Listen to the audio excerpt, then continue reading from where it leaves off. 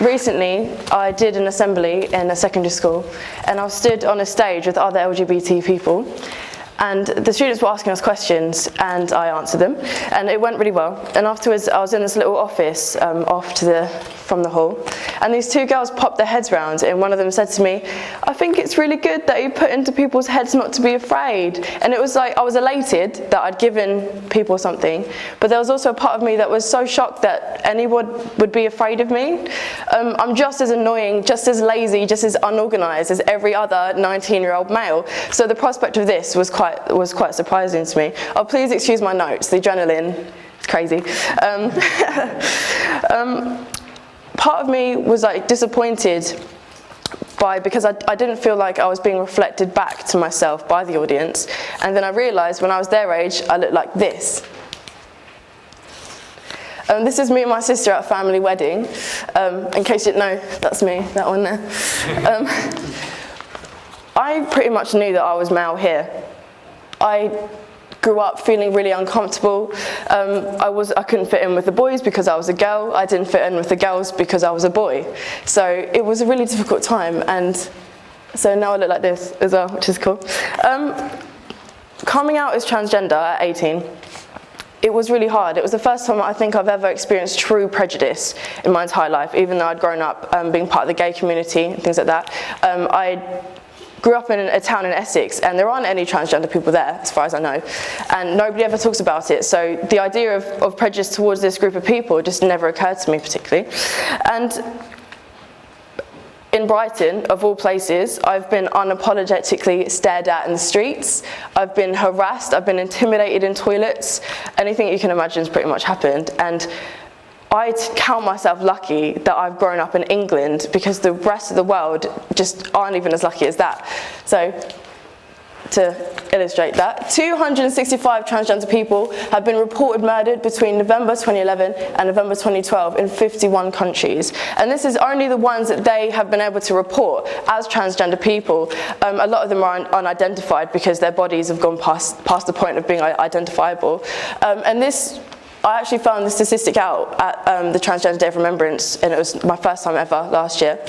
And I found it so shocking that I didn't know this about my own community, so I thought I'd share it with you all.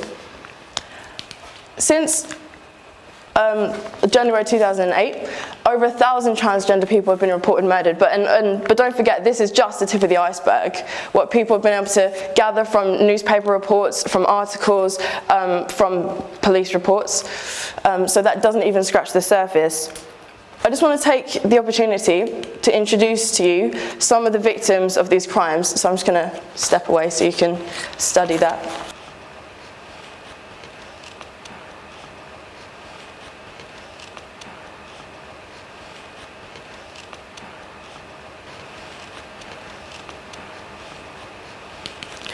This one was particularly prevalent in my mind because she was 19 years old, and that's exactly how old I am.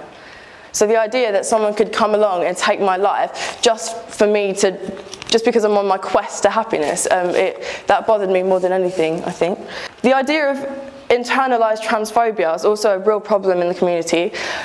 Mental health is decreasing all the time, and it's a very sensitive community, basically.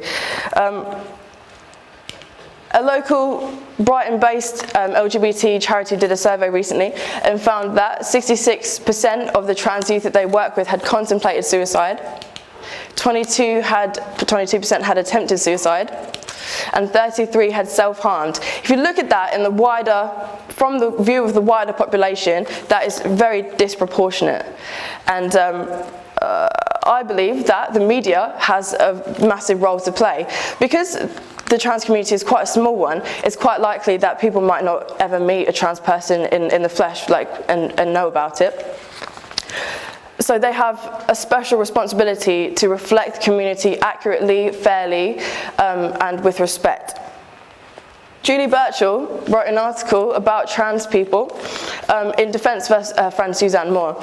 A couple of quotes from that article is "Dicks and chicks clothing and bedwetters in bad wigs. And that is just, again, the tip of the iceberg as to what she said. And it was actually published by The Observer under The Guardian, which is a trusted national newspaper. They eventually took it down because they received so many complaints, but the Daily Telegraph online saw fit to republish that. So I urge you to go about your way after this and read the article, and you can see why I feel so strongly about it. I was at an FTM Brighton meeting in Brighton, and it was the first time I'd really seen the proper effects of what that article had done. I watched my peers, people that I looked up to, my role models, crumble, and it struck fear into the heart of me and into the heart of other people, because it just reminded us that this world is not as accepting as we think it is. Another example of the media playing a role in transphobia is actually the death of Lucy Meadows.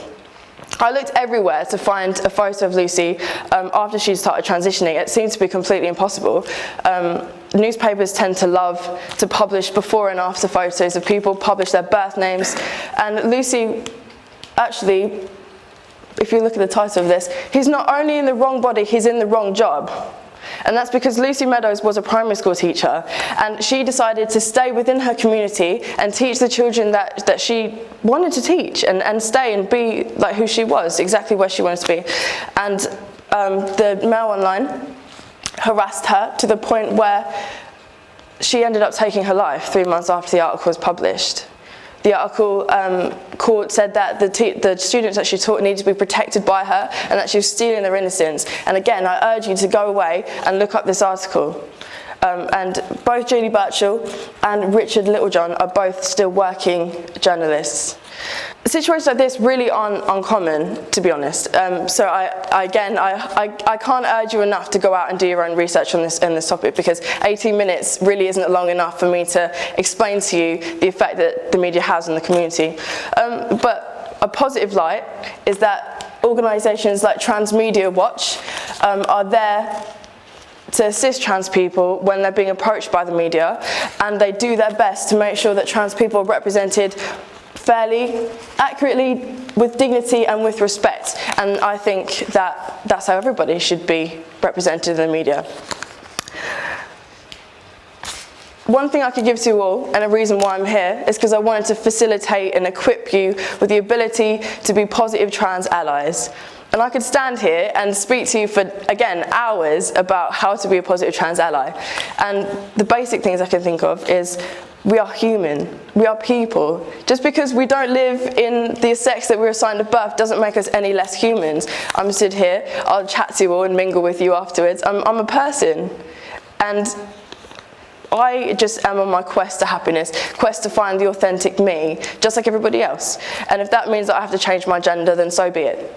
And please don't ask me what genitals I have. That's all I've got to say about that. But just awareness, research. If you're not sure, ask. If you don't know how to address someone, just ask them. What pronoun should I use? What would you like me to refer to you as? It's always better to ask someone than to make assumptions. So I hope I've equipped you a little bit, and opened your eyes maybe to the difficulties that a community that you might not quite understand what we go through. So thanks for listening, and again, I urge you to go out and research, because it's very riveting, if nothing else. And allies' voices are just as important as the community itself, because we can only be as strong as you all let us be. So, thanks.